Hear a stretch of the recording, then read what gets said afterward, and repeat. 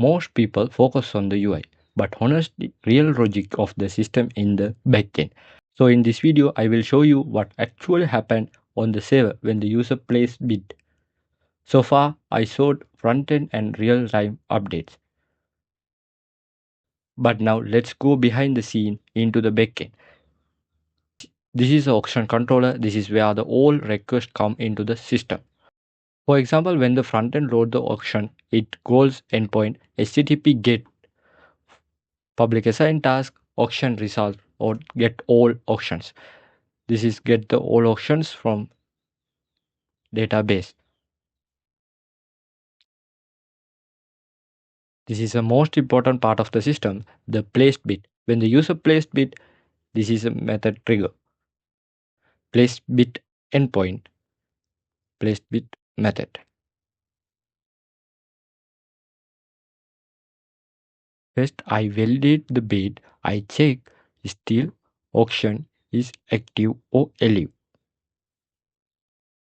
In the bid higher than the current price. Bid amount is higher than the current price. If not, I reject the request. This solves the real-time system rules.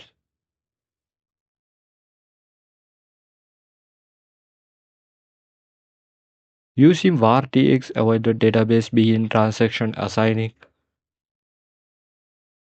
Then I use the database transaction. This ensure the both the bid create and then I use the database transaction. This is ensure the both bid creation and auction update happening together saved. This method is very strong engineering concept. Create auctions and the update auctions. Then I create a new bid, update the auction price and save the everything to the database.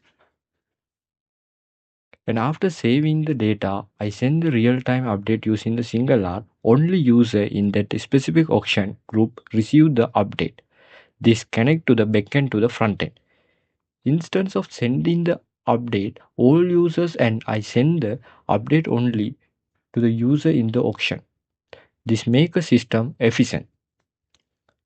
Something goes to wrong, I roll back the transaction. This prevent data corruption.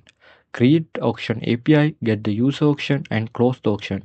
I also added feature like a create auction, getting the user specific auction and closing the auction. But honestly, backend development was not smooth.